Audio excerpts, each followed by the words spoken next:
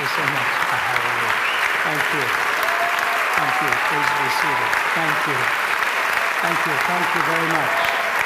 Thank you. Whenever people do that, I always begin by saying, I wish we could end now. And then I could tell my wife, got a standing ovation. That doesn't always happen when it's over. Really, really nice to be here. And after Mark finished, I thought to myself, we should really go straight into the Q&A. Well done, Mark. Beautifully done. And, philosophy comes at three levels. It comes at a foundational level of argument. It comes as an illustration level of the story. And it comes at the application level of how it all applies around the kitchen table and in life. And what you heard was how best to apply it at the kitchen table level in life, but just enough of that foundation given why the argument holds and how the story is lived out day to day in business and in individual lives. We've been traveling a lot.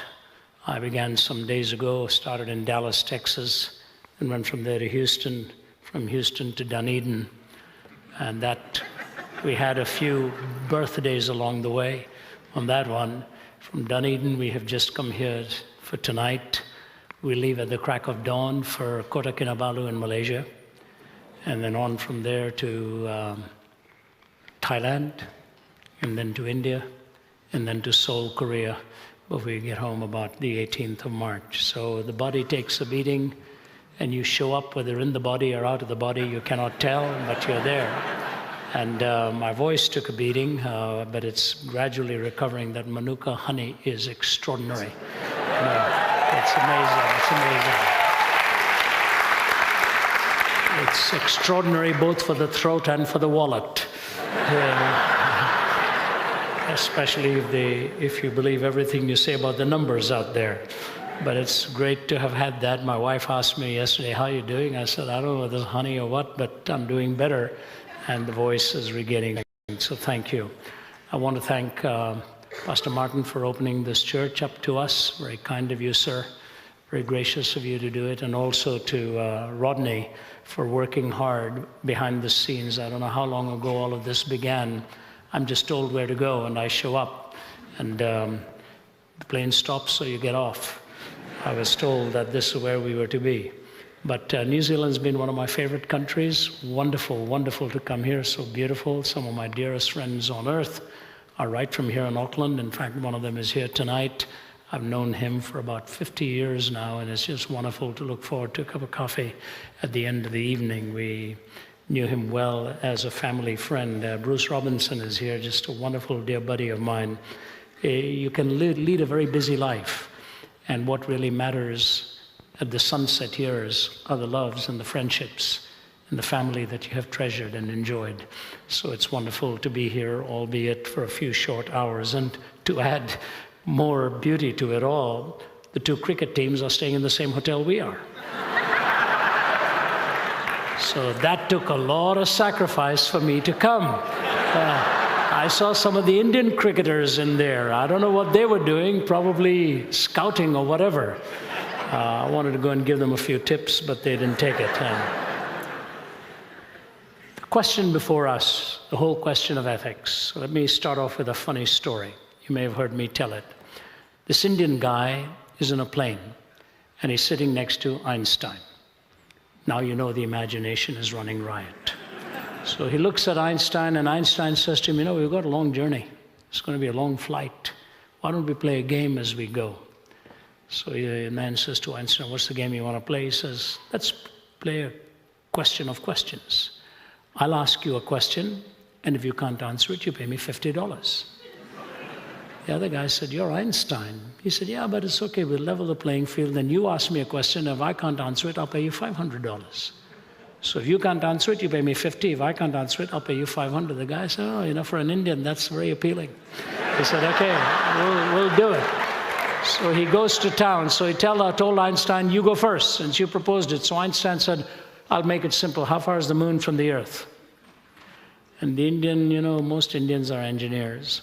So he He said, you know what, I know the answer, but I don't know if I can give it exactly the way you're looking for it, so here's $50. Paid him 50. Einstein said, your question. He said, Mr. Einstein, what walks up the mountain with 3 legs and comes down with 4 legs? Einstein said, what? He said, what goes up the mountain with 3 legs and comes down with 4 legs? So Einstein started to think of his studies in entomology and all that stuff, and dipped into his pocket and gave him $500. So I looked at the Indian and said, before I ask you my next question, what does go up the mountain with 3 legs and come down with 4 legs? And the Indian gave him $50.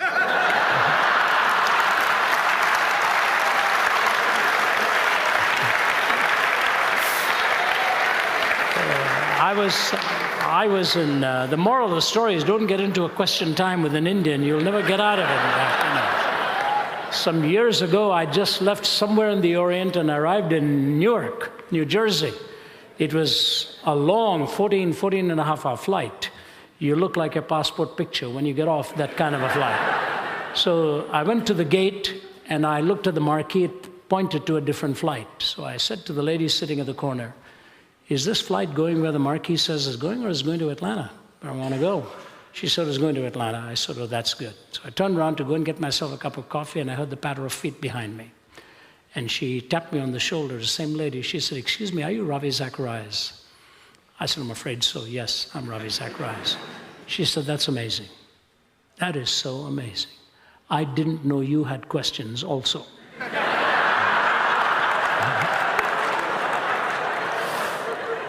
I promise you, I didn't make this up. It sounds like something you would make up, you know. Questions. We're all haunted by questions. Right from the time we toddle around with the baggage around us, we're asking why, who, what, when, where. Even when we don't understand the clock, we say, when are you coming back? We understand very little about so many things, and we actually think we know a lot about everything. Before my father passed away, and it's a long story, my dad and I didn't have a good relationship in my youth, and he had every reason to be very angry with me many of the times. But before he died, he asked me to take him to the hospital. He had a premonition that he was not going to come through that surgery. And I lived 75 miles away in Niagara Falls, Ontario. My dad was in Toronto. And all of my brothers and sisters were in Toronto, 10 to 15 minutes away from him. But he phoned me to ask me if I'd come and take him. I said, Dad, it'll take me at least an hour and a half if I leave right now. You better get to the hospital right away. Call Ajit, he'll take you, my older brother. He said, no, I want you to come. So I drove. And as I was driving him to the hospital, I realized why he'd asked me for that. And one of the main things he wanted to say to me was to apologize for the hard years in my youth, where he'd roughed me up pretty bad. But then the fascinating thing about what he said to me was, he said, you know, son, I always thought I knew so much. Always thought I knew so much. And when I looked at your life, I thought you were going to be a total disaster. I was just trying to shame you into reality. I didn't see what your Heavenly Father saw. And I just want to say I'm sorry. We think we're all mistakes. You do it, I do it. We think we know so much. And I want to talk to you tonight about one of the most important questions, but I'm going to flip the response after I raise the question in order to deal with this issue of ethics, meaning and purpose. C.S. Lewis said when a ship goes on to the high seas, it has to answer 3 questions. Number 1, how to keep from sinking. Number 2, how to keep from bumping into other ships. The first issue deals with personal ethics. The second deals with social ethics. How to keep from sinking, how to keep from bumping into other ships. He said, but then comes the most important question. Why is it out there in the first place? Why is the ship on the high seas in the first place? He said, that is essential ethics. That gives you the essence from which you derive the personal and the social ethics.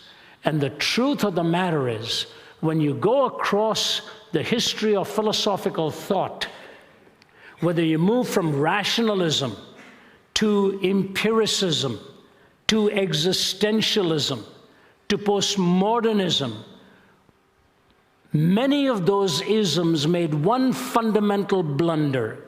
In taking the finger of one discipline, they thought they were grabbing the fist of reality. In taking the finger of one discipline, they thought they were grabbing the finger of reality. Yes, there is a place for rationalism, meaning reason has a supremacy in dialogical discourse. Yes, there is a place for empiricism. You walk into the lab and you measure what happens when A is joined to B. The scientist does that all the time. But please take note. The scientist may know what happens when you put A and B together, but there's nothing in science that gives him the imperative as to why he should tell us the truth. That is not from physics. That is metaphysics, or dare I suggest, those are transcendent spiritual realities which make a reference to an objective moral framework that must superintend over everything that we do, whether it's in the lab or outside of the lab. So yes, there was a place for empiricism. Existentialism, will, meaning, yes, a place for that. And then you come to postmodernism, where community became so important. But somewhere between the middle of the 19th century and the end of the 19th century, a philosophy was taking hold that was popularized by the German philosopher Nietzsche, who popularized the phrase, God is dead. Now, ironically, Nietzsche was the son of a pastor, and both of his grandfathers were in the ministry, but he lost his faith in God. And the ironic thing about him is he did say this: if what I'm saying is true about the death of God, two things are going to happen in the 20th century, the next century. Number one, a universal madness will break out. And number two, the 20th century will become the bloodiest century in history. He was right on both counts. In a sense, he embodied the first. The last 13 years of his life, he himself was moving between sanity and insanity as his mother sat by his bedside watching this brilliant mind waste away. And in the 20th century, we killed more people than the previous 19 centuries put together in warfare. Turned out to be right. But this is how he said it. Have you not heard of that madman who lit a lantern in the bright morning hours? And he ran to the marketplace and cried incessantly, I'm looking for God, I'm looking for God. As many of those who did not believe in God were standing together there, he excited considerable laughter. Have you lost him then, said one. Did he lose his way like a child, said another. Is he hiding? Is he afraid of us? Has he gone on a voyage or emigrated? Thus they shouted and laughed him to scorn. But the madman sprang into their midst and pierced them with his glances. Where is God? He cried. I shall tell you, we've killed him, you and I. We are all his murderers. But how did we do this? How were we able to drink up the sea? Who gave us a sponge to wipe away the entire horizon? What did we do when we unchained this earth from its sun? Notice the series of metaphors and the questions here now. Whither are we moving now? Away from all suns? Are we not perpetually falling backwards and forwards and sidewards in all directions? Is there any up or down left? Are we not straying through an infinite nothing? Do we not feel the breath of empty space? Has it not suddenly become colder? Is not more and more night coming on us all the time? Must not lanterns now have to be lit in the morning hours? Do we not hear anything yet of the noise of the grave diggers who are burying God? Do we not smell anything yet of God's decomposition? God's decomposed too, you know, and he's dead. He remains dead, and we killed him. Now, how shall we, the murderer of all murderers, compose ourselves? That which was holiest and mightiest of all that the world yet possessed has bled to death under our knives. Who will wipe this blood from us? With what water can we purify ourselves? What festivals of atonement? What sacred games will we need to invent? Is not this the greatest of deeds, too great for us? Must we now not ourselves have to become God, simply to seem worthy of what we've done? There's never been a greater deed, you know, and whoever shall be born after us for the sake of this deed will be part of a higher history than all history hitherto. But this tremendous act is still on its way, still traveling, and has not yet reached the ears of men. Lightning and thunder require time. The light of the stars require time. Deeds require time, even after they are done.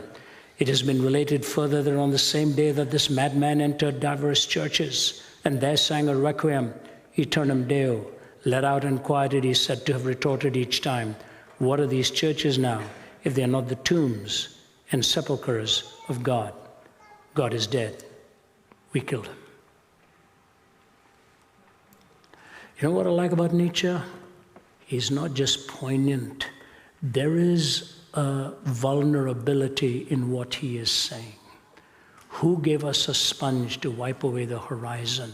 Is there any up or down left? Have you noticed in politics it's only right and left? There's never an up and a down? Oh, he's a right-winger. He's a left-winger.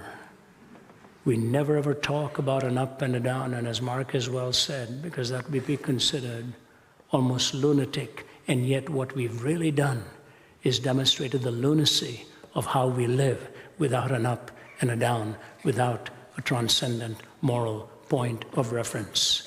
And so 4 things happen. I will mention the first 2 quickly, and then briefly, a little more than briefly, and the last 2 I will keep very brief. The first is this. If God is dead, what will become the point of reference for moral reasoning? Where do we turn to? I know philosophers have tried to. There was one guy in Dunedin who said he could actually come up with a superior moral immorality with secularism. How ludicrous. Why? How does he know it's superior? If there's no point of reference, how is it superior? It's his point of self-referencing maxims. That's all it is, platitudes. Why is my ethic any better than your ethic? What audacity for me to say that I have a superior ethic to yours. Try telling that to some people who are willing to lop your head off if you actually believe that. The fact of the matter is, philosophers have struggled and struggled with this issue, and I want to read just 1 or 2 statements from staunch atheistic philosophers. Here's Kai Nielsen, the prolific atheist from the University of Calgary in Alberta. Here's what he says. We have not been able to show that reason actually requires a moral point of view. Oh, that really rational persons, unhoodwinked by myth or ideology, need not be individual egoists or classical amoralists. Reason doesn't decide here. The picture I have painted for you is not a pleasant one. Reflection on this depresses me deeply.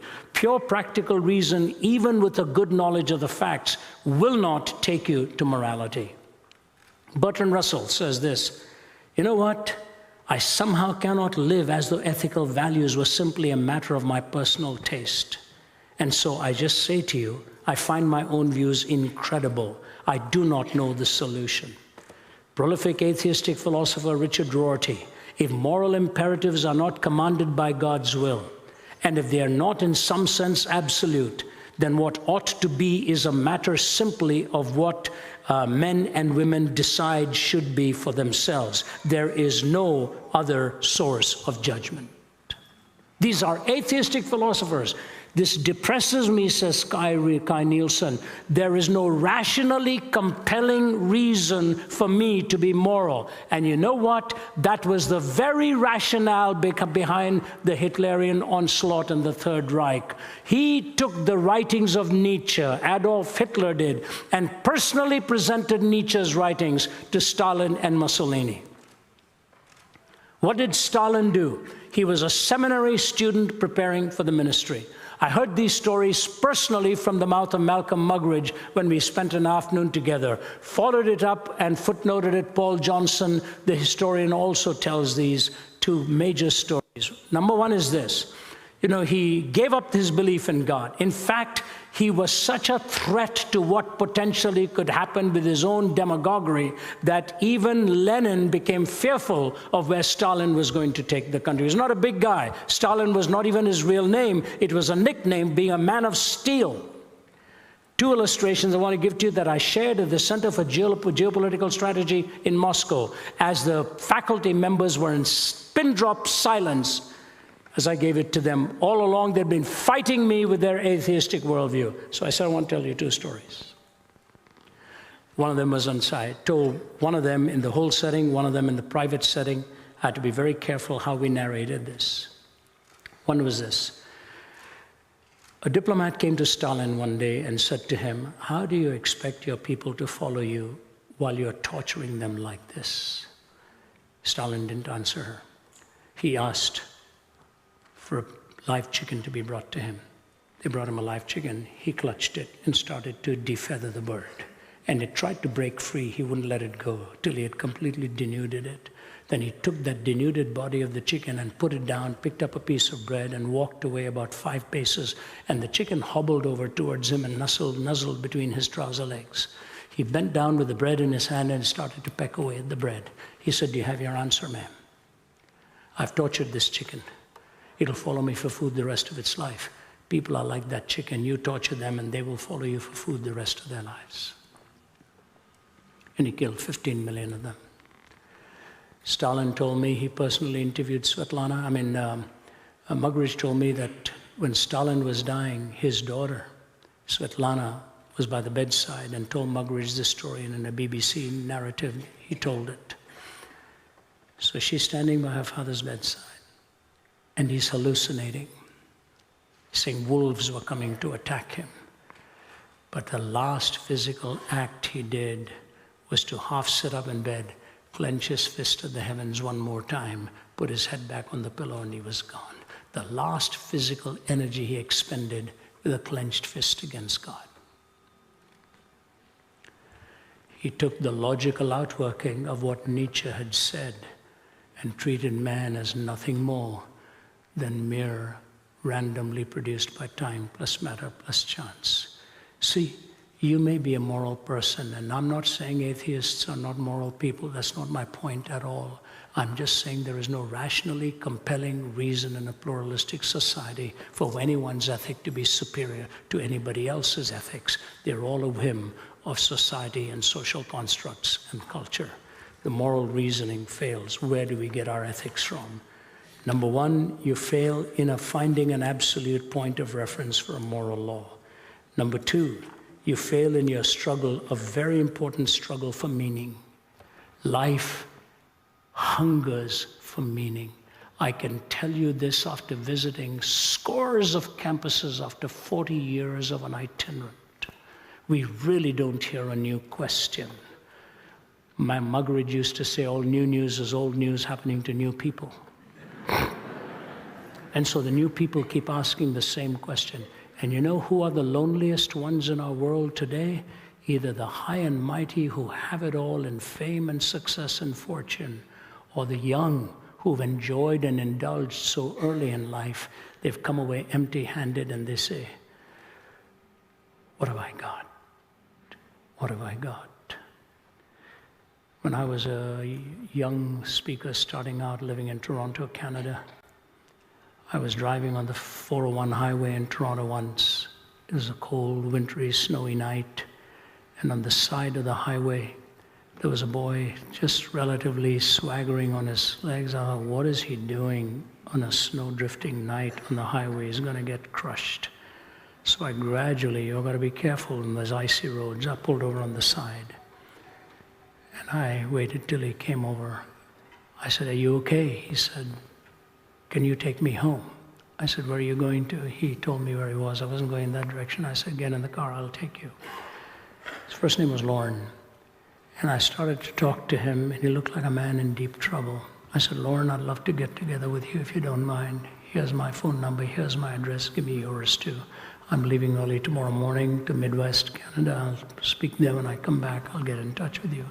He said, you're a kind man. Thank you, thank you. I dropped him off at home. It was too late. By the time I came back a week later, he had burned himself to death. But not before he mailed a piece of poetry that he'd written and sent it to me. Lost in a world of darkness, without a guiding light, seeking a friend to help my struggling, failing plight. So all of you good people just go on passing by, leaving me with nothing but this lonely will to die. For somewhere in this lonely world of sorrow and of woe, There's a place for me to hide, but where I do not know. For no matter where I go, I never will escape the devil's reaching, clutching hands or the drink of fermented grape. So maybe out of my grief and anguish, some poor wandering boy will see and build his own life pure and good and free. He become a slave to his habits. I've met young men, and remember my colleagues who travel with me will tell you, whenever I tell them my story of trying to kill myself at the age of 17 and how I came to know Christ on a bed of suicide, there's always somebody in the audience who stands in line and tells me, you know what, I'm struggling with it. I'm struggling with the same thing. The suicide rate in Belgium is so high right now that they are not calling it suicide anymore. They are calling it opting out of life.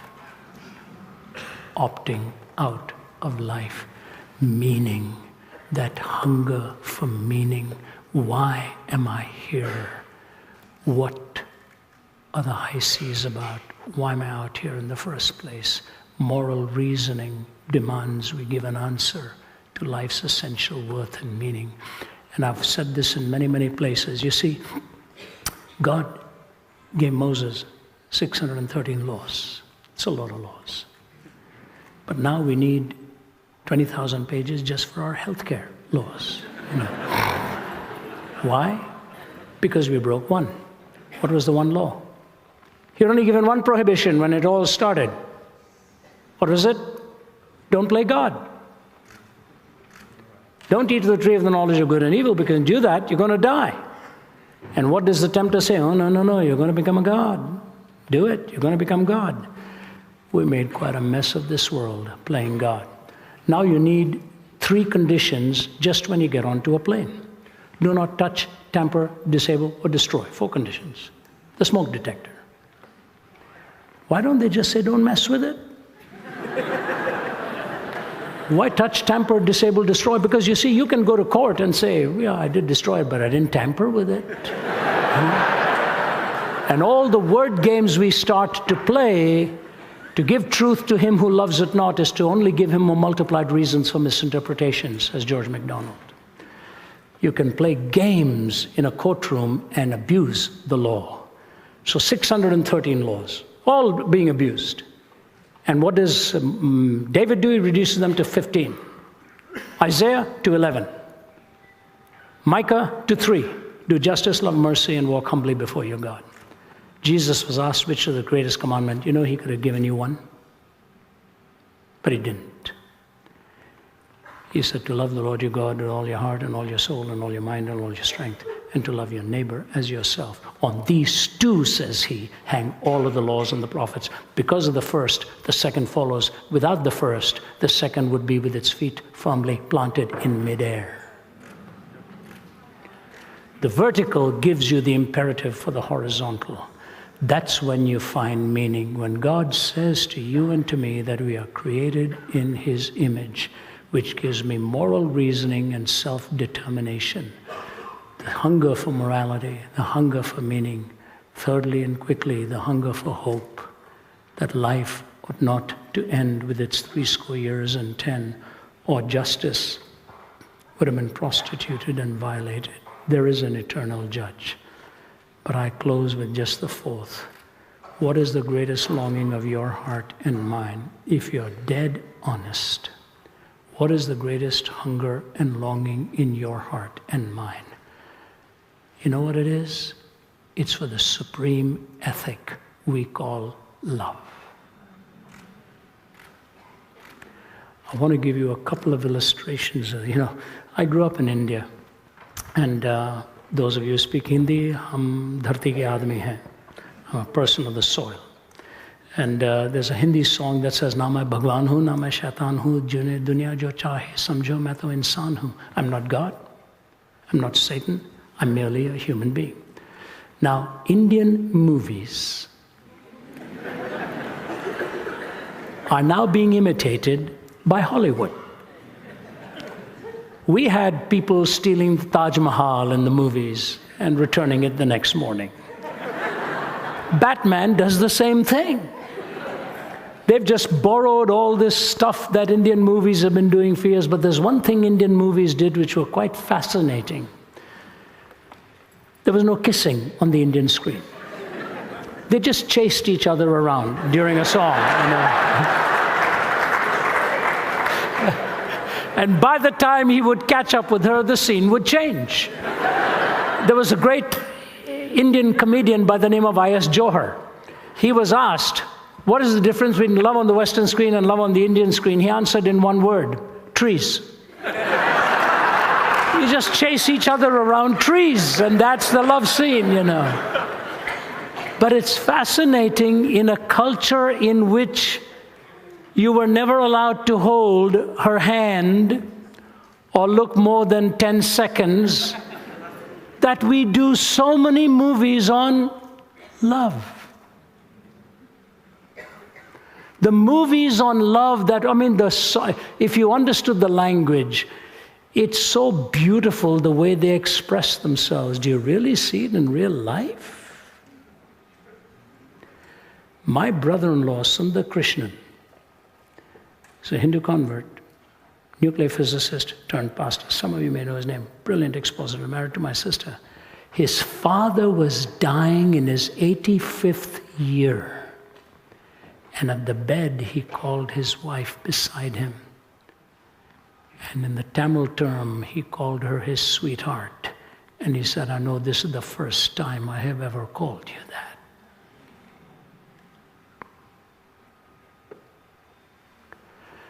We long for it. The cultural constraints sometimes handcuff us. My little grandson, Jude, he's an amazing little boy. A corporal once said to Winston Churchill, sir, have I ever told you about my grandchildren? Churchill said, no, and I want you to know how much I appreciate it. So I don't want to tell you too much about grandchildren. But my grandson, Jude, he's quite a character. He's 5 years old. He sits around the table and he'll talk up a storm. One day he looked at me and he said, Papa, what is the meaning of sophomoric? I said, what? I said to my daughter, where does he pick up all these words? Sophomoric? I sounded sophomoric trying to define it for him. But here's the little guy. He thinks so deeply, he will shock you with the things he will say to you. When he was 3.5, my daughter Naomi is a wee little gal, beautiful gal. She'd lost her car keys and running around the house couldn't find it. Slapped her forehead and said, I must be losing my mind. And Jude came and stood in front of her. He said, Mommy, whatever you do, please don't ever lose your heart because I'm in there. 3.5-year-old boy. Who taught him that? Who taught him that? 3.5 years old. My father-in-law died at the age of 85. He was an engineer with Shell all his life. One of the finest men I ever knew, Lindsay Reynolds. Had 4 daughters. The biggest grilling I ever took in my life was when I asked him for permission to marry his daughter. The questions he asked me, I thought, my goodness, I thought pre-med was tough. When he was diagnosed with a tumor in his kidney, from diagnosis to death, it was 4 months. He was 85, and he shriveled down to a bag of bones. Bruce was in the audience, knew him well. While he was wasting away, he couldn't speak anymore. And he was silent for days. I flew out to have some meetings. I told my wife, I said, honey, I'll be back in 3 days. I hope your dad can hang in there. He's really not saying anything anymore. So I flew back. When I arrived, she said, you missed it. He died just a couple hours ago. She said, Ravi, I've never seen anything like it in my life. He'd been silent, and his eyes opened. And he looked towards the ceiling, and he said this, that's amazing. That's just amazing. As he looked to the heavens. And then he looked at his wife of 60 plus years and he said, Jean, I love you. And he was gone. He honored two of the greatest trusts, his love for God, whom he was going to see. For eye has not seen, ear has not heard, neither has entered into the heart of man the things which God has prepared for them that love him. And he honored his earthly commitment of loving his spouse. In this world without God, where are we going to find our definition for love if we don't go to agape? For God so loved the world that he gave. For God so loved the world that he sent his Son. But God commendeth his love towards us, in that while we were yet sinners, Christ died for us. The love of Christ on the cross, with the arms outstretched, that says, Father, forgive them, for they don't know what they're doing, is the most unique concept of coherence of God's creation, the incarnation, the transformation, and the consummation that he brings in your life and mine. With that coherent worldview, we know why we're out on the high seas in the first place, and that helps us to keep from sinking and to keep from bumping into other ships. And it is Christ who commands me to even love those with whom I disagree. So I say to you, without God, moral reasoning, without God, meaning, without God, hope, without God, love, how do we define those four categories? Without God. Morality, hope, meaning, and love. With God, all of those are pregnant with meaning and give you the fulfillment for why we are out here in the first place. We will be delighted to answer your questions. Mark and I have agreed he'll take all the tough ones, I'll take the simple ones. So God bless you. Go ahead.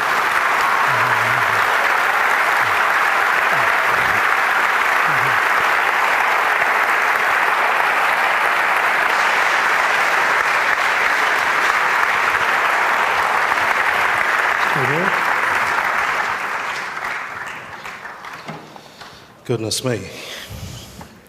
If I could have got any closer to the edge of my seat, I would have fallen on my knees on the floor. That was fabulous. Thank you so much. Being in the presence of wisdom is an awesome thing. Graciously, Ravi has agreed to answer questions, and the way that's going to work is simply Rodney is going to greet you at the microphone stand, and he will listen to your question, then we'll direct the questions to Ravi or to Mark. At the conclusion, and we're doing questions for about 30 minutes, at the conclusion there will be some ministry time, and there will be people who just love to engage with you about the mysteries of the gospel and to talk about the love of Jesus. So if you've got questions in your mind, there will be people here specifically to help you do that.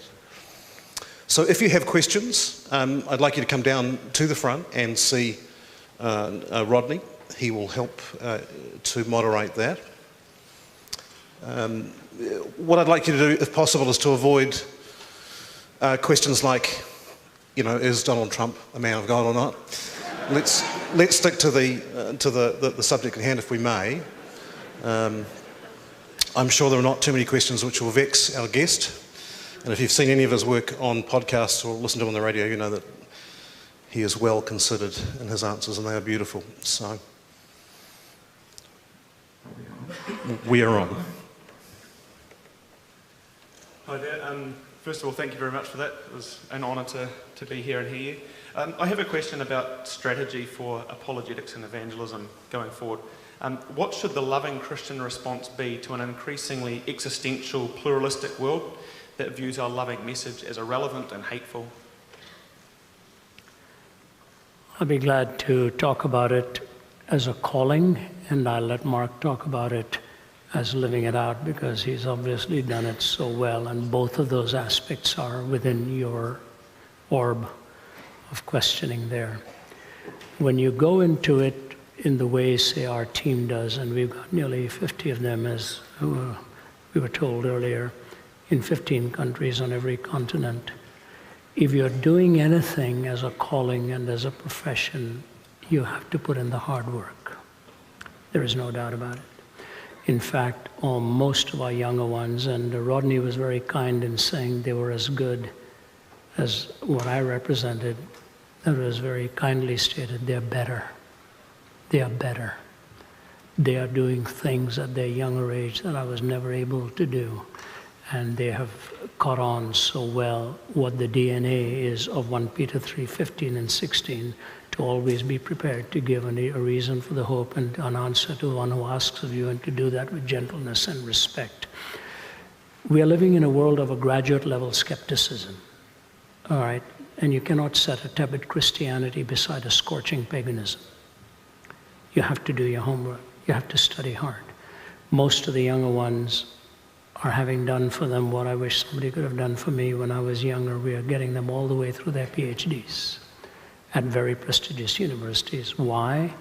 Because it opens a lot of doors for them, and they need to get into the academic arena.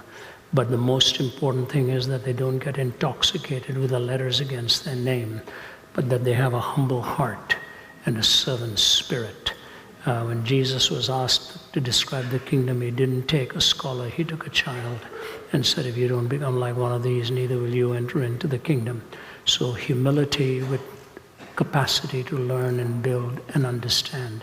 So professionally, our pastors are going to need more and more rigorous training, and it's hard. Being a pastor is one of the most difficult things in the world, or an educator, wherever you are.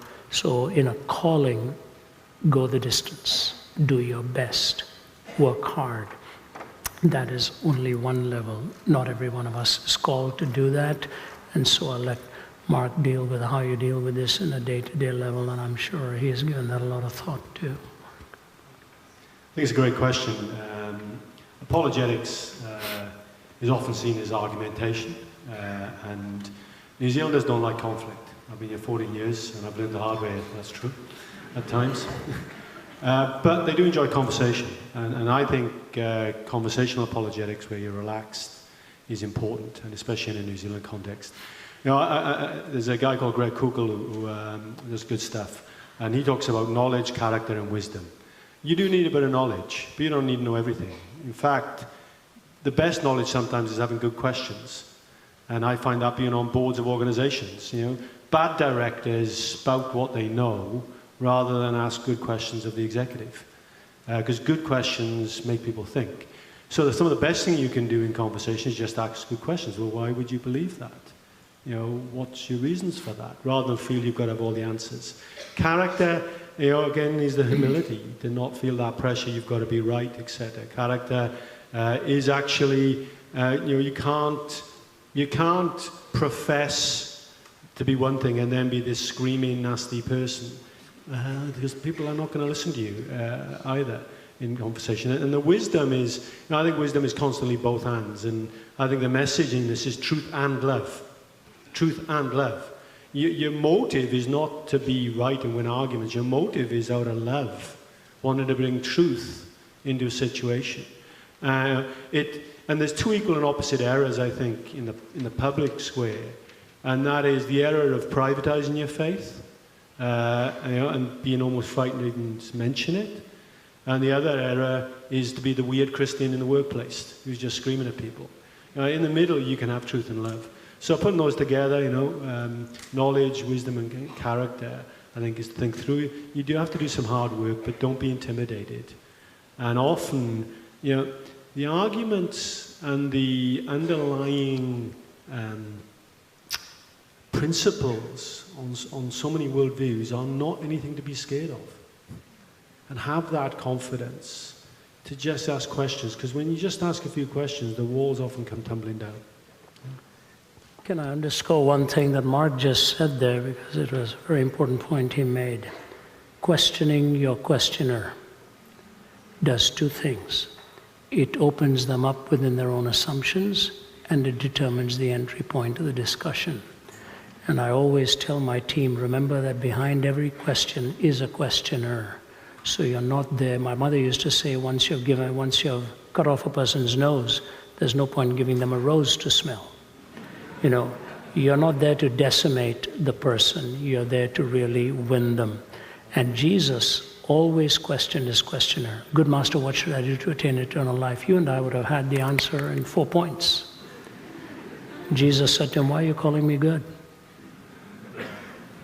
There's none good but God. So are you calling me God? And if you're calling me God, will you listen to me? Or if you're not calling me God, are you telling me you can be good without God? See, he's immediately opened the person up within their own assumptions. So learn to ask good questions and respect the questioner. That's very, very key. Yeah.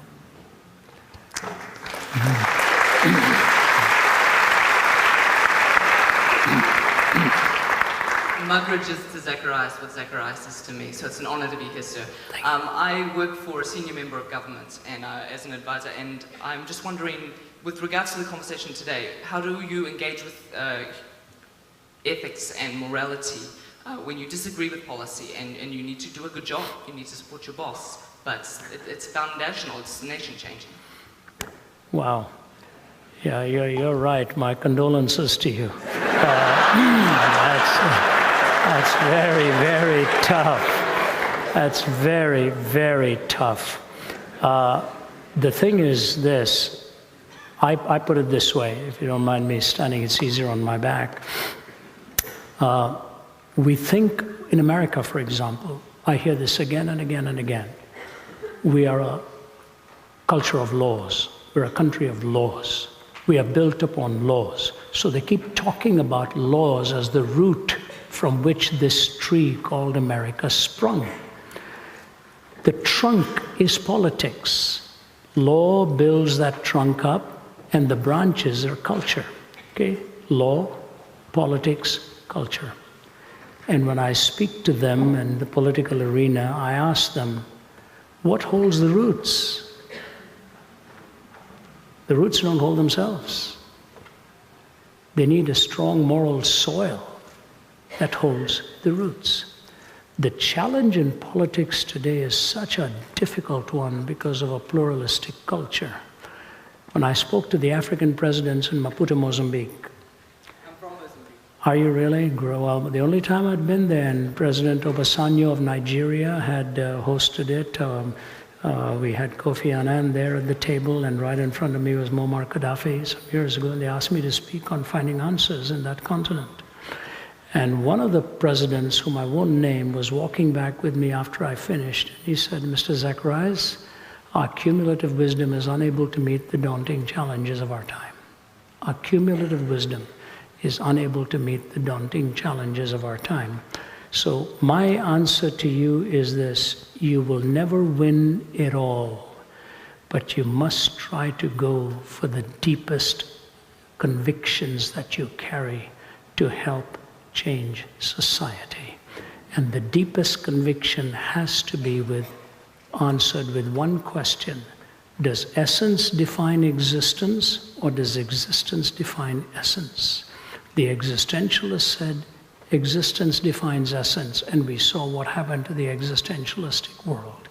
But when you go to essential ethics, and who you are should determine how you live, build that conviction within your boss's heart, gently, line upon line, precept upon precept, and let him watch your life. Even if he doesn't take everything you say, the day you come to part ways, he will probably look at you and say, I respect you for the man you are and what you have actually stood for. And so I start off with this. We will never change our world with politics. Politicians will come and go. But one head of police, I want to be careful here, in one of the countries not far from here, was speaking to me when I was speaking to civic leaders. He was sitting 2 away from me at the table. He said, Mr. Zacharias, I have 18,000 law enforcement men and women working under me. He said, next weekend is Father's Day. He said, in one section of our city, that is the most dreaded day of the year for the young people, because 90% of those young people in that area of the city don't know who their father is. If we don't rebuild our homes and our families, there's no hope for the future. We have to start with raising our young and building our young. Voice your opinion, give it, even if you disagree. He will see it in your life. My dad was a politician. And the change in his life that came later in life, I would never have believed would have been the change that came upon him. It will happen, and ironically, I have seen it happen in many places We think it's the pharaohs and the monarchs, but there's the Daniels and the Nehemiahs and the Josephs and the Moses that steer the ship ultimately that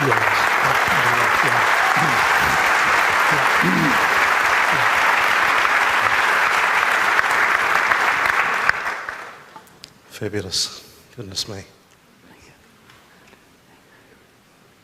Thanks, Robbie. It's really great to hear you guys tonight. Just a very quick statistic. They say that if a child has been brought up in a Christian home and gone to church most of their life, by the time they reach 16, they've had more than 3,500 to 4,000 hours at church activities. I go around speaking to youth groups and I play the advocate of an atheist and ask them to push back on me. Most youth groups, the young people there will stare at me with a blank stare. My question is this, going on from what Mark said before. How do we reach this next generation with apologetics? I believe it personally has got to start in the home, but I see increasingly youth struggling under the secular worldview and being scared to stick up for their faith. And I don't want to turn them into, fire-breathing apologetics. And like you say, Ravi, we don't want to, cut off their nose and give them a rose to smell. But how do we give them that love for the lost and that knowledge to push back on this ever-increasing secular worldview? Thank you. Look, there's no easy solution, and everyone can do their bit, and it's not the pastor's job alone. Ministry, mission, church, they're words that get distorted, and we start to think about them as narrow about certain individuals. We're the church. The person who said to me when I went to work at the warehouse and stopped being an associate pastor in a church said, "Why do you leave the ministry?" I just said, "What? You serious?" So we've all got a role. So everyone needs to do their bit as the people of God, in your church, in your place. And then the question is, what's there to support and equip you? That's why Thinking Matters I support. There's so many resources now. Core Kids Christianity for Kids, with J. Warner Wallace has started to produce is really good stuff for kids, for example. It's all available online. You can Google it. It's just all available. So I think inviting people to speak, connecting with Rodney, I think the more people who do their bit, and also pushing back on the distorted view of what apologetics is. I think a lot of people are frightened of apologetics because they think it's about arguing with atheists. It's all about complicated science stuff. And I think what I feel called to is more, it's simple really. What is reality and how do we know it? And then putting that into simple language is not there to look clever. And so everyone doing their bit will gradually move the dial. And that may not be motivational, but I think that's how things happen. So Rodney's been, with Thinking Matters, has grown stuff. Getting Ravi here. Confident Christianity has grown over the last few years. I'm actually delivering a course at Carey Theological College, which will be part of the theology degree in apologetics for the first time this year. So it will gradually grow. But we need to make sure it doesn't become the reason some pastors have become afraid of apologetics. When somebody turns up, tries to show they're intellectually superior, tries to be clever, have all the answers, and has no grace and no love. We've got to have both together. And by doing that, the thirst for truth, people are seeing this whole experiential, young kids aren't interested in this, is utter nonsense. They're deeply interested in it. They're deeply interested in the questions of meaning, as Ravi said, the questions of purpose, the questions of how to live. And so we've just got to work out how to do that. And the more people who do it, get the conversation going, use the resource out there, the more we will shift the dial. Great. Could I just add to that, if I may? I've said to some people recently that my daughter recently turned 4,500 days old. And I think one of the issues that we face on this earth is that we measure in such odd ways. And, I want to encourage parents because in those 4,500 days, it's 4,500 opportunities to tell her how wonderful and how unique and beautiful she is. And to kiss her goodnight 4,500 times and to greet her in the morning 4,500 times. And I've got to pay $20 for mentioning her tonight. But not 4,500 times, $20. But, the more that we can tell our kids the things, because what I'm observing working in the media is the utter influx and overwhelming information coming at them that's telling them anti-Christian messages, telling them things which are just lies. And, you know, it's not surprising to me that the rise of technology and the rise of disbelief are hand in hand. And I could quote you studies that talk about the use of technology being causing aggression, depression and psychosis in children. In fact, I interviewed a guy called Dr. Nicholas Kadaris out of Long Island, New York, who's an addiction specialist. He said it's easier to get people off meth than it is to get them off devices. There's a reason why devices are so popular, and it's killing conversation, it's killing relationship. But, you know, be encouraged, parents, because the more we tell them the truth, the more that will permeate who they are. Just keep telling them. Keep telling, and, you know, and I keep telling my daughter, she's unique, she's wonderful, she's creative. You know, she's the image bearer, she's Imago Dei, she carries the image of God. Can I just add one thing? I'm an idealistic realist, I'm an optimistic pessimist. You know, there's this two equal and opposite errors again. There's this, oh, the world's going all bad, everything's wrong, etc. You know, when we got to get used to the fact we're not in charge anymore. Whoopsie-doo. You know, the Israelites were 400 years in Egypt, so let's get a God perspective for that. You know, relax a bit, but then do our best. You know, it's those tensions together that, you know, we're not called to be successful. We're not called to win. We're called to be faithful. You know, the beginning of wisdom is the fear of the Lord. You know, and so that brings a peace. It's not about our success. It's not about our performance, but it calls us to action. And, you know, things might get a lot worse before they get better. That's irrelevant. God's in charge. Yeah. Thank you. I think we've got time for I think just one more question. Yeah, my question for the panel is, political correctness has overtaken the world big time. A yes is not a yes anymore, and a no is not a no. And I have always stand up for what is right based on biblical principle. And I get funny looks all around. Just to give you an example, I turned up one morning at my organization where I do some voluntary work, and there was this huge mirror standing in front of my desk. So I guess I got the message. So I wrote a note by Mac Davis. The song goes like this: "Oh Lord, it's hard to be humble. The more I look in the mirror, the better I think I am." So, but we are trying the best as I can. Would you like to comment on this political correctness? It just seems to erode our values and our morals, maybe. Yeah. I appreciate what you're saying. Actually, the erosion of values is what produced political correctness. They had to hang the values somewhere. And once they took it away from the transcendent Creator, we had to find some place to plant it. And strangely, we parked it in a place, in a profession that we trust the least. You know, can you imagine calling it politically correct? And if you ask an average person, do you have a great deal of confidence in politics? No.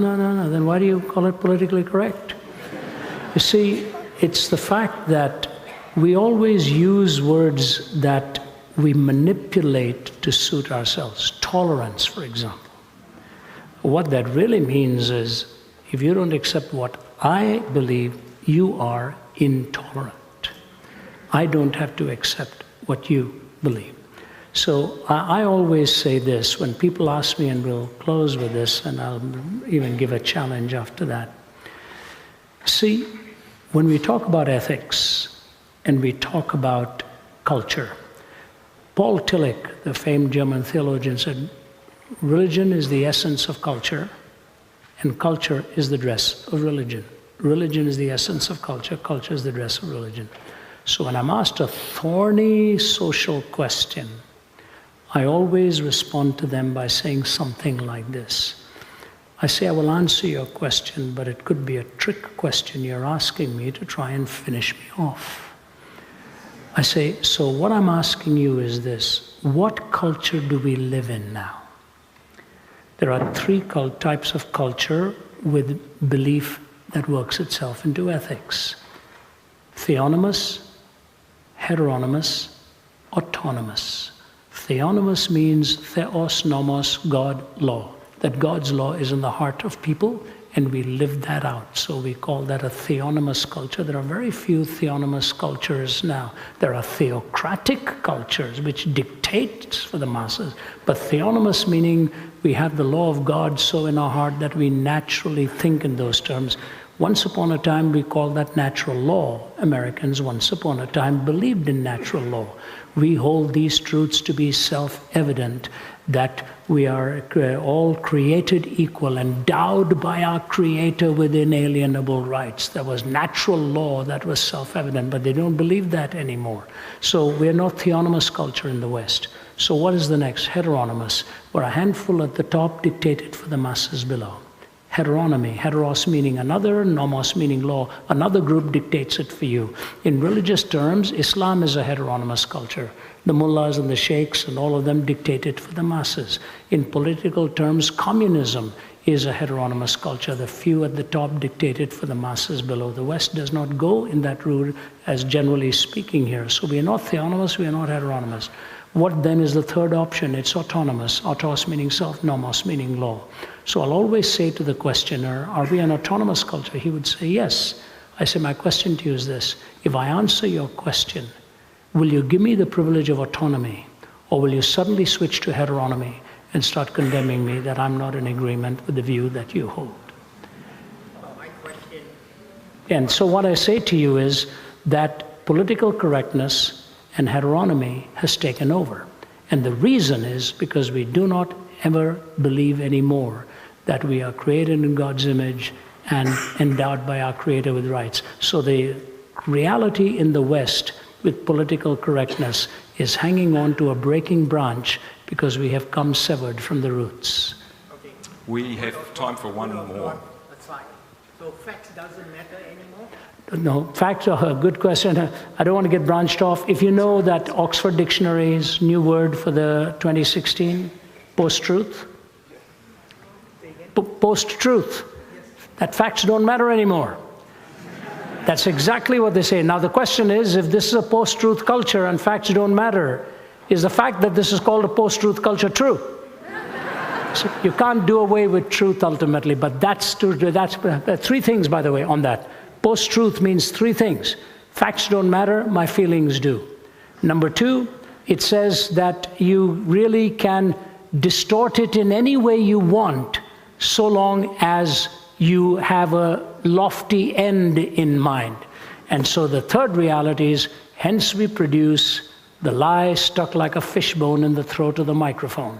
Whether it's the media or anywhere else, it doesn't matter whether what they're saying is true or not. They want to generate a feeling within you. And so with truth being dead, we have to find what is the most appealing lie by which to live. Okay, thank you. All right, well, we will take one more question. Thank you. Thank you all for speaking tonight. I'll cherish what you've had to say tonight. It's a simple question, really, but kind of a broad one. Given the ideological context of the 21st century, what does evangelism need to look like for Christians? That's my question. Thank you. I'll do a short answer and then I'll leave you to do the hard bit. Look, I think it's truth and love. You come back to that. It's sort of see, I like to take complex and make it simple.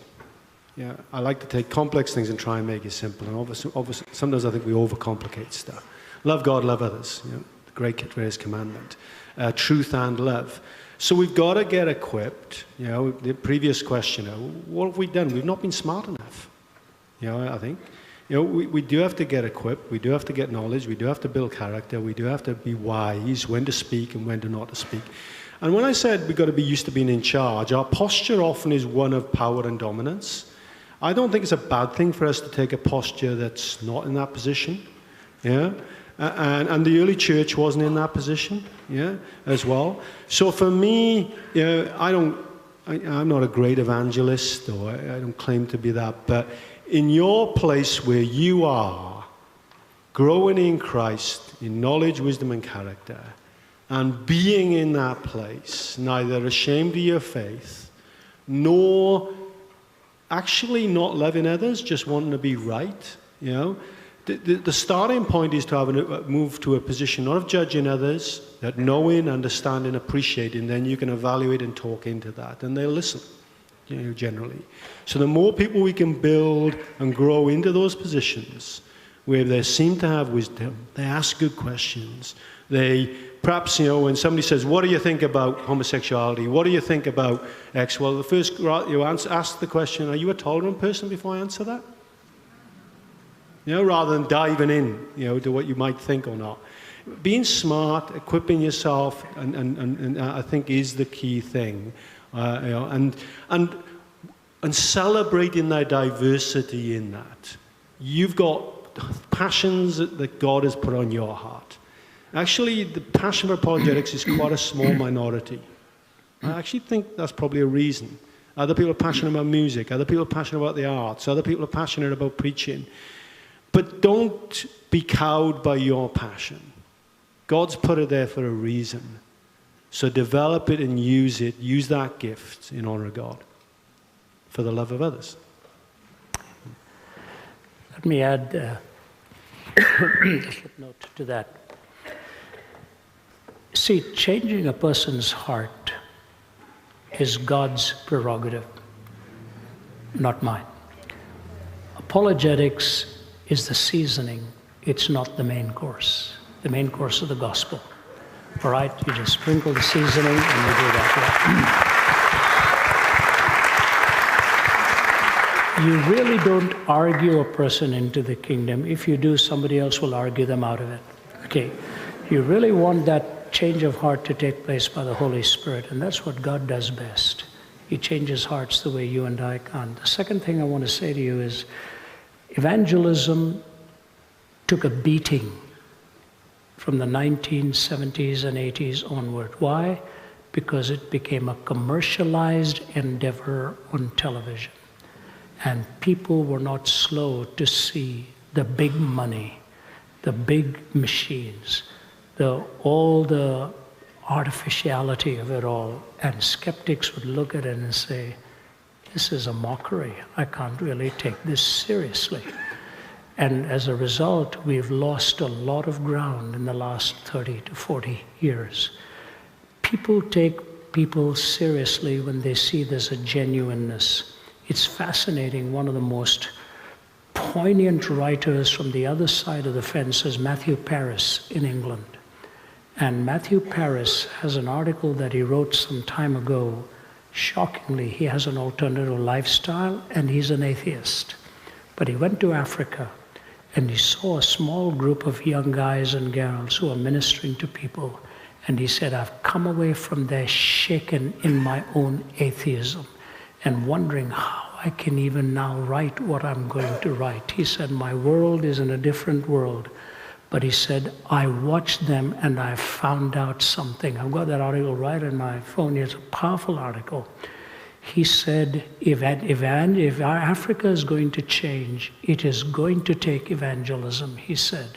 Otherwise, you end up with a blend of the big man and the Nike and the machete, all put together.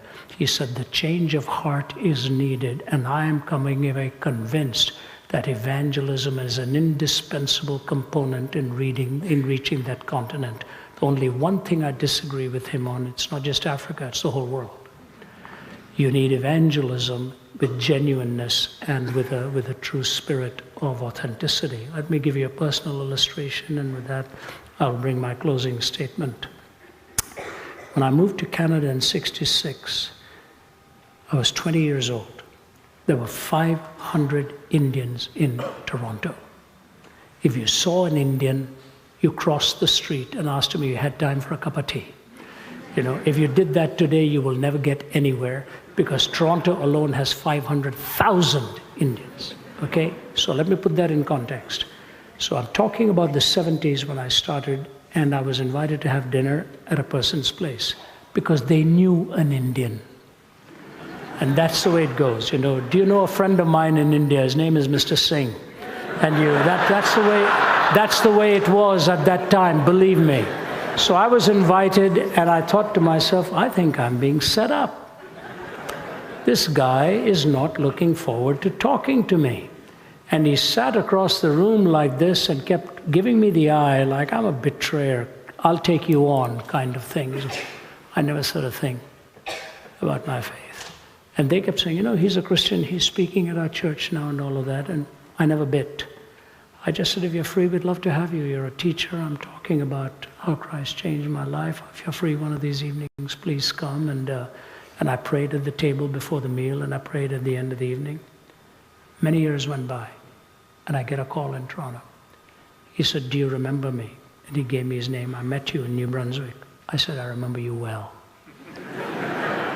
He said, would you please come and pay me a visit? I'm at the Princess Margaret Hospital here in Toronto. As soon as he said that, I knew that was a hospital for cancer.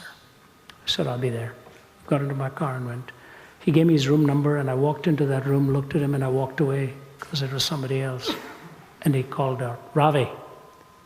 I opened the door again. I didn't recognize him. He was shrunken to a skeleton. He said, sit on my bed. I want to talk to you. He said, I have become a follower of Jesus Christ, but I'm not going to live beyond this week.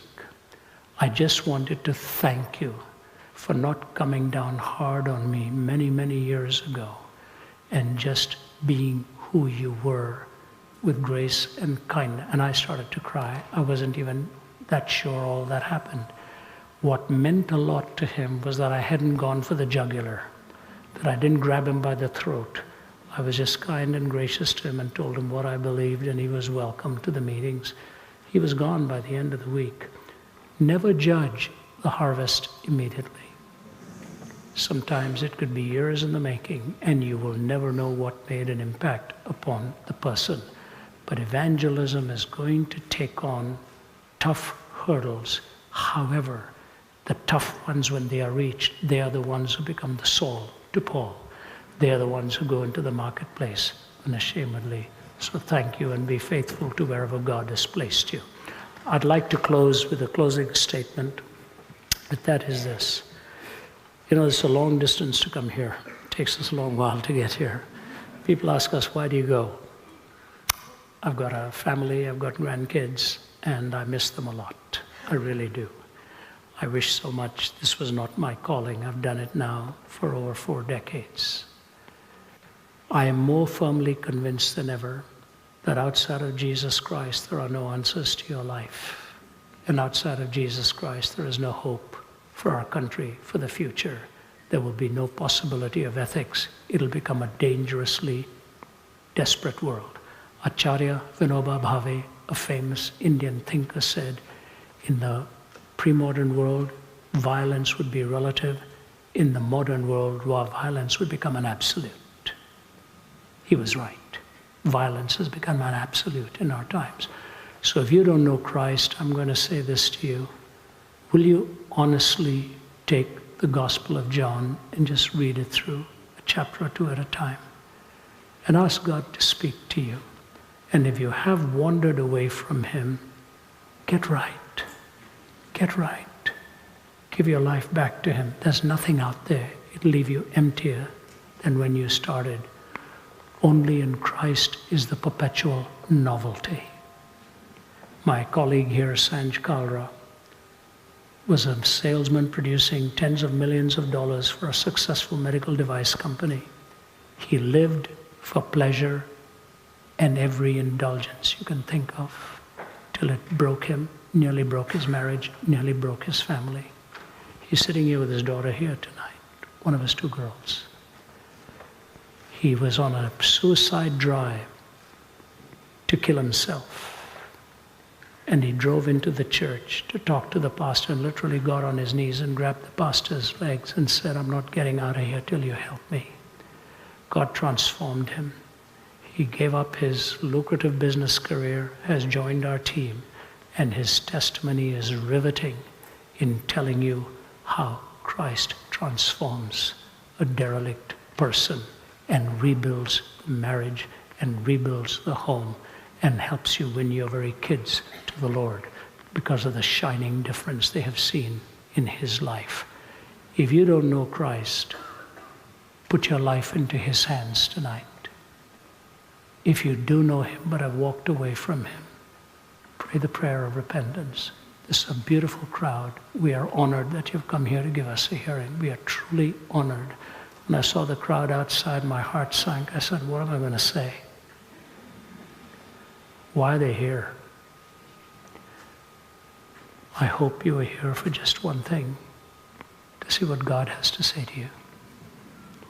And if you will just say, God, speak to me, I promise you, if you genuinely mean it, he will make your life more beautiful than you ever imagined. I'm not saying pain-free, I'm not saying trouble-free, but he will build within you the beauty and the purpose for which he created you.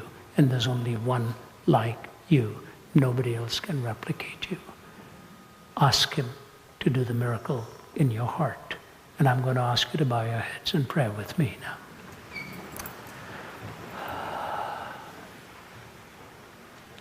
Father, you are here. We know that.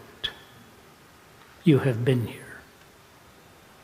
Thank you for the leadership that had faith and trust to even call such a meeting as this. Thank you for Mark's testimony tonight, proven in the field of a steep climb, but staying faithful to reach the peak. Thank you for the encouragement that these people have been to both of us and to John here as he has spoken and shared, that they're listening with respect. Lord, we live here today in this beautiful country. What spectacular, breathtaking beauty. And Lord, I'm so grateful that there are guardians as we enter this country to try to protect that beauty. And yet there is a plundering that's going on morally and spiritually, and nobody knows what to do about that. I pray for New Zealand, pray for its people. Tonight in this audience, Lord, will you not rescue those who really need you? And ladies and gentlemen, while our heads are bowed in prayer, I would love to pray for you. If you're willing to say, Ravi, I'm willing to give a go at this with a sincere heart. I need Christ. Or you're willing to say, I really am supposed to know him, but I'm not living like that at all. I need to return. If God has spoken to you and you're responding to his wooing and this call, will you just slip your hand up and put it down? I'd love to pray for you as we close. God bless you, sir, right in the front. Yes, yes. Hands here at the ground level. God bless you at the back. Back there again. At the back, in the middle. Looking to my right. Yes, thank you. Other hands here looking at the ground level. Especially if you've never really trusted him, but tonight you want to make that turn. Would you do it? And yet by that simple upraised hand, you again say, please pray for me, Ravi. I want to make this turn. I've been running long enough. Thank you, ma'am. God bless you. Thank you, sir. Appreciate that. Anyone else at the ground level on my left? Thank you, sir. Yes, thank you. Upstairs. Just a quick look upstairs in the balcony. Yes, on my left, extreme left there. 3 or 4 hands, and yes, looking to my left there. And as I'm surveying this upstairs to the right in the balcony, just hold it up high so I can see it. Yes, yes, thank you. Yes, sir, thank you so much. Thank you. I see a couple of hands there and right at the back. God bless you.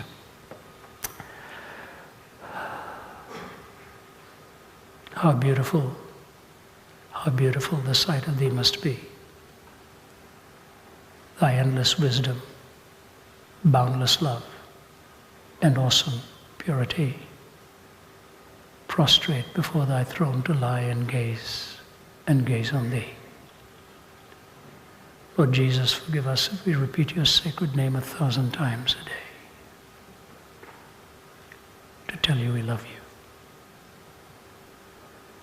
Father, these hands that have gone up, you know the hearts, you know the hunger, you know the pain. I pray that these outstretched hands will signify an outstretched will, calling upon you, and you have said, call upon me and I will answer you. And you are faithful and just to Forgive us our sins when we confess them. We come before you tonight on behalf of the people who have just taken that decision. You know what that decision is. Make it real, and what we've heard tonight to be truly true, in keeping with reality. Transform the hearts. Let it be a new beginning. And if people leave here without knowing you but need to know you, follow them like the hound of heaven. And even by their bedside, speak to them so that that'll be corrected. Let your benediction rest upon all of us. Thank you for giving us such a lovely evening and a delightful theme to talk about what is true, good, and beautiful. You, Lord Jesus, embody that in fullness. We ask your benediction and pray your presence to go with us. In Jesus' name, amen. I'll tell John to deal. If you can give him instructions on what to do.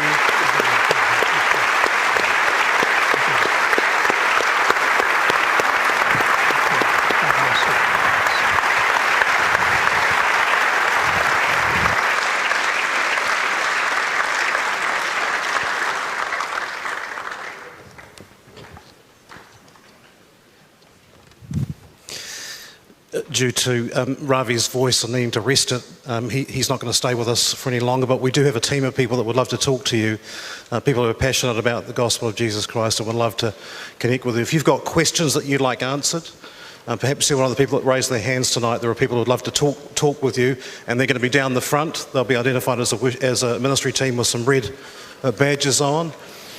Folks, I just want to thank the people watching the two different campuses at Belmont and in Green Lane. Really appreciate you being with us tonight. And those watching online, there were hundreds and hundreds of people watching us live tonight online.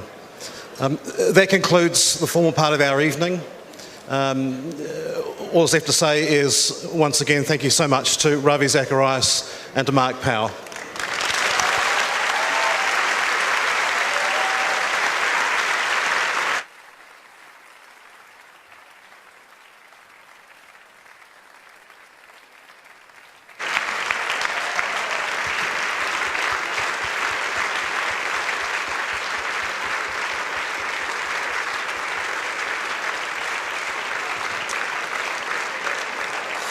And again, a big, just a thank you to the team here at Harbourside for their graciousness and for putting on the staff to do this event this evening. Thank you so much. Please go to the website, Thinking Matters.